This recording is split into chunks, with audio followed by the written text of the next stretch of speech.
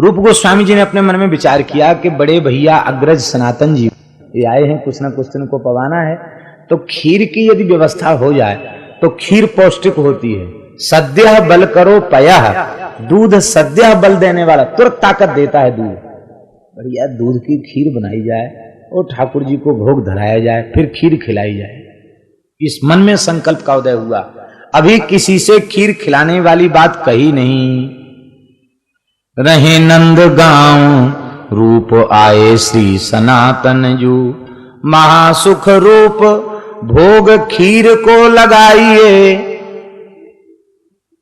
ने कुमन आई सुखदाई प्रिया लाडली जू, ने कुमन आए प्रिया। थोड़ी सी मन में आई तो श्री प्रिया जी, कौन सी प्रिया जी?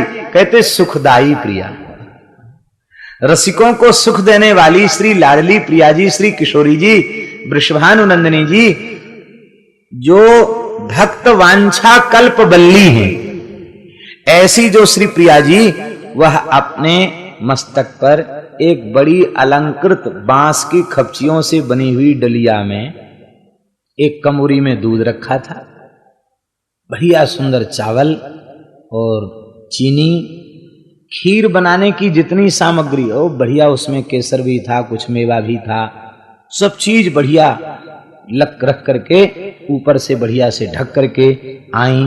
और आकर के उन्होंने बाबा राधे श्याम, किशोरी जी बोली बाबा राधे श्याम, इतना मीठा शब्द किसका है? आप पर्ण कुटी से सत्संग कर रहे थे, जैसे ही आप बाहर निकले तो देखा बड़ी भोरी सुंदर सी लाली और मस्तक पर कुछ लेकर के खड़ी है। कहा बाबा दंडोत। कहा लाली राधे राधे दंडोत। कैसे आई हो? बोले बाबा हमारी गाय ब्याई, और वह गाय को ब्याए भाई 21 दिन है गए, आई 22वां दिन है। तो हमारी मैया ने कही अरे लाली एक बाबा यहाँ रहे, बड़ो ही भजन करे, वाकू खीर बनावे की सोच दिया, सामग्री दिया, वाके बाद में दूध हम सब अपने उपयोग में लेंगे। तो ये दूध सामग्री, यह खीर बनाने की सामग्री बाबा को दे के आओ। बाबा जब अपने ठाकुर जी को भोग लगा लेगो तब हम या गैया को दूध अपने उपयोग में लेंगे।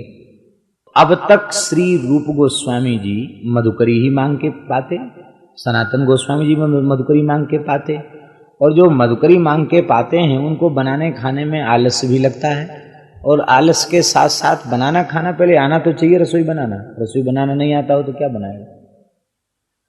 तो श्री रूप गोस्वामी जी के जीवन में यह पहला अवसर था जो बनाने की परिस्थिति उनके सामने आई हो। तो सामग्री को देख के संकुचित से हो गए। लाले बोले बाबा काय को सचावे, जल्दी कर खीर बनाए ले, भोग धराए दे ठाकुर जी को। बाबा बोले लाली कहा बताऊं, अब तक बनाए हुए को अवसर ही हमारे जीवन में कबू ना बने, मुझे बनाना आता नहीं। किशोरी जी बोली अरे बाबा ये तो बहुत अच्छी रही, तू बनावो नहीं जाने, खाए वो तो जाने। हाँ लाली खाए वो तो जीम वो तो जानो। तो बाबा तू कहे तो मैं ही बनाए दूं, और नीकी और पूछ सत्संग चल रहा है, अच्छा है, चर्चा होती रहेगी, लाली ब्रजवासी ने बनाई देगी, अच्छी बात है। अब तो श्री किशोरी जी अपने कर कमल से ही चूल्हा चेता करके, ईंधन इकट्ठा करके और बटलोई लेकर के खीर बनाने लगे। खीर बन गई, और जैसे ही खीर बन गई तो बाबा बोले कि लाली जीम के जइयो। अरे बाबा तू पहले जीम ले, झिक के जीम ले, बाद में हम तो प्रसादिया हैं, पीछे प्रसाद लेंगे।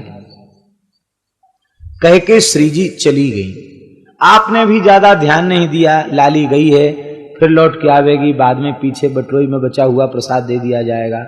आपने खीर को ठंडा करके भोग लगाया, और भोग लगा करके जैसे ही श्री सनातन जी को खीर का प्रसाद परोसा, आपने जैसे ही खीर का एक ग्रास मुख में लिया, सहसा प्रेम का नशा चढ़ गया, रोमांचित हो गए, कंठ गदगद हो गए, हृदय भराया, अविरल अश्रुधार बह चली, रोम रोम खिल उठा, और आपने कहा कि भैया रूप जी ऐसा दिव्य पायस तो हमने आज तक नहीं पाया। तात्पर्य ये था कि जब घर में थे, पूर्वाश्रम में थे, तो वहां किसी पदार्थ की कमी नहीं थी। एक से एक बढ़िया खीर बनाई गई, एक से एक बढ़िया व्यंजन बनाए गए, लेकिन आज की जो खीर पाई गई उसके अपूर्व स्वाद का अनुभव वह तो अपने आप में दिव्य, अनुपम और अलौकिक था। ये खीर कहां से बनाई, कैसे आई? ये बनाने वाली लाली कौन थी? लाली को खोजा, लाली नहीं। खीर तो दोनों ने पा लिया।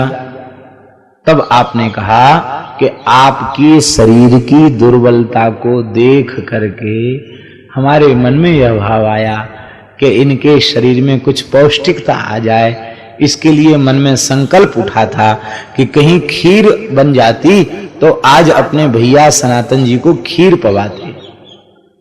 उसी को पूर्ण करने के लिए लगता है साक्षात श्री वृषभानु लाडली श्री किशोरी जी ही आई और अपने कर कमल से खीर बना करके पवा करके गई। बस यह साक्षात श्री ही थी। दोनों भाइयों ने निश्चय कर लिया, यही नंदगाम से आई तो पतो करके आओ। 21 दिन पहले कौन की गैया ब्याई और कौन ने बाबा की कुटिया पे दूध खीर बनाए की सामग्री भेजी। रूप गोस्वामी सज्जा उठ करके गए, पूरे नंदगाम के घर घर ब्रजवासी से पूछ के आए, न किसी के कोई गैया ब्याई, न किसी ने दूध भेजा। अब तो परिपूर्ण रूप से निश्चय हो गया कि साक्षात श्री जी ने ही आकर के खीर बना करके अपने कर कमल से पवाया।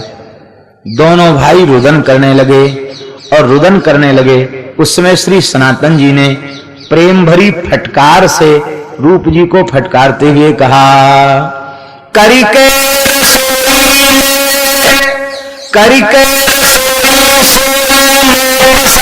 पायो भायो अमल सो आयो चढ़ी पूछी सो जताइए। अमल सो चढ़ी आयो, जैसे कोई नशा चढ़ जाए, प्रेम का नशा छा गया। अमल सो चढ़ी आयो। जब सारी बात की जानकारी हुई तो फेर जिन ऐसी करो, बड़े स्नेह पूर्वक कहा, मीठी खीज से मिश्रित फटकार करते हुए कहा, देखो हमारी श्री किशोरी जी लाडली जी कितनी सुकुमारी हैं। इस नाशवान शरीर के पोषण के लिए तुमने किशोरी जी को कष्ट दिया, श्री जी को कष्ट दिया। भैया वैष्णव तो वही है जामे तत्सुख सुखित तो हुए। ब्रजभाव की उपासना जो है वो यही है, इसमें आत्म सुख की कामना का लेश भी नहीं है। तो यहां तो श्री जी को पीड़ा दी गई हमारे द्वारा। फिर जिन करो, अब ऐसा संकल्प कभी मत करना। संकल्प, तुम्हारे संकल्प के कारण श्री किशोरी जी को कष्ट करना पड़ा। यही दृढ़ हिये धरो, यही दृढ़ हिये धरो। इस बात को दृढ़तापूर्वक हृदय में धारण कर लो। हमें किसी भी प्रकार का संकल्प विकल्प करना नहीं चाहिए। ठाकुर जी के शरणागत भक्त हैं, अपने संबंध में कुछ सोचने विचारने का अधिकार कहाँ है? यदि सोचा विचारा जा रहा है, इसका तात्पर्य है कि शरणागति अभी अधूरी है, शरणागति पूरी नहीं है। फिर जिन कद्रिये धरो, हृदय में दृढ़ता पूर्वक धारण कर लो। ऐसी आकांक्षा नहीं करनी है। क्यों? क्योंकि निज चाल कही, श्री सनातन जी ने रूप जी से अपनी चाल को कहा। चाल को कहा मतलब हम लोगों के निवास की परिपाटी क्या है, पद्धति क्या है। महाप्रभु जी ने हम दोनों को यहाँ खीर खाने के लिए नहीं भेजा है। खीर खा करके दूसरों को शिक्षा नहीं दी जा सकती। जिस कार्य के लिए यहाँ भेजा गया है वह कार्य नहीं संपादित हो सकेगा, और जिस वैराग्य पूर्ण रहने के आदर्श को प्रकट करना है वह आदर्श नहीं बन पाएगा। इसलिए ब्रजवासियों के रूखे सूखे टुकड़ा लेकर के, मधुकरी लेकर के ही भजन करना है। शरीर में प्राण टिके रहें, जीवित रहने के लिए इसे कुछ आहार देना है बस। बाकी केवल भगवान नाम का ही आश्रय लेना है। कहते हैं कि इस प्रकार से सनातन जी का आदेश रूप जी ने स्वीकार किया और दोनों भाइयों के नेत्र वह प्रेम रस से छलछला आए। बोलो भक्तवत्सल भगवान की, श्री रूप सनातन जी महाराज की जय, श्री राधा रानी की जय। जय जय श्री राधे।